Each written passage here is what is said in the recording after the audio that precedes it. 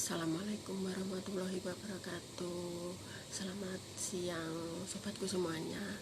Saya hanya mau berbagi cerita ya, atau nasihat. Saat ini kan virus pandemi menjadi momok di seluruh dunia kan. Nah, sekarang banyak teman-teman kita yang takut atau resah, yang sedang menunggu visa belum turun, sedang tinggal di agent atau di boarding house di luar. Lebih berhati-hati ya, dan jaga kesehatan tubuh lah, minimal ya jaga kebersihan. Nah, saya hanya mau berbagi tips atau cara agar teman-teman yang saat ini merasa badannya nggak enak, batuk, pilek, panas gitu ya, gitu itu coba diobati sendiri dulu. Jangan langsung bilang ke majikan atau langsung pergi ke dokter.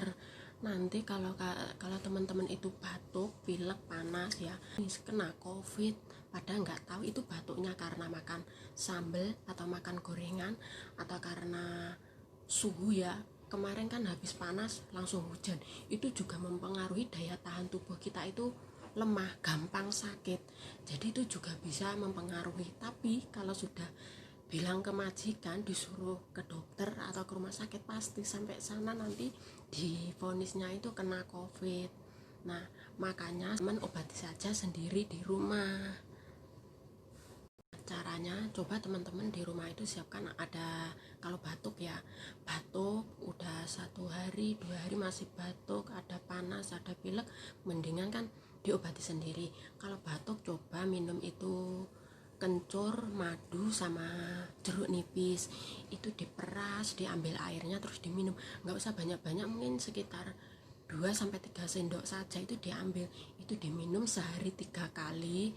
Terus selama 2 hari lah, dicoba 2 hari.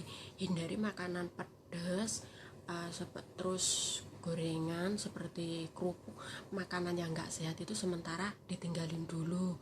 Nah, makan yang sehat seperti ya makan buah lah. Kalau majikan nggak ngasih beli ya beli aja sendiri, karena ya daripada kita sakit mendingan kita keluarin uang buat kesehatan kita sendiri dulu ya.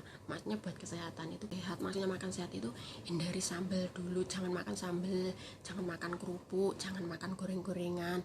Makan yang sehat seperti makan buah lah, terus makan yang karbohidratnya banyak, biar apa, biar daya tahan tubuh kuat.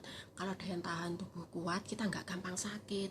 Apalagi yang kerjanya full time, majikan di rumah harus ngerjain ini itu kan, kita butuh energi, butuh tenaga banyak ya. Jadi kita juga harus, badannya harus kuat. Tapi kalau tenaganya dikuras, kita nggak ada masukan apa makanan yang masuk, kan energinya hilang, kitanya juga gampang drop, gampang sakit.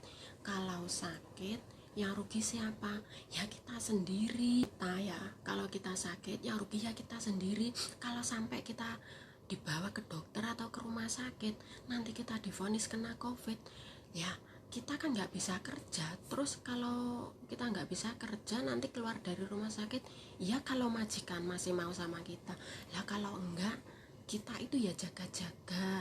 Selain jaga-jaga ya mikir yang enggak, apa kemungkinan yang jelek yang mungkin terjadi, kita juga harus pikirkan agar kitanya ya juga bisa lebih hati-hati gitu ya.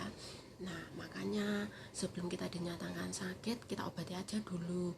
Semoga video saya ini bermanfaat buat teman-teman yang sedang di luar nunggu visa, atau yang sedang di rumah majikan merasa badannya nggak enak, batuk, pilek, panas.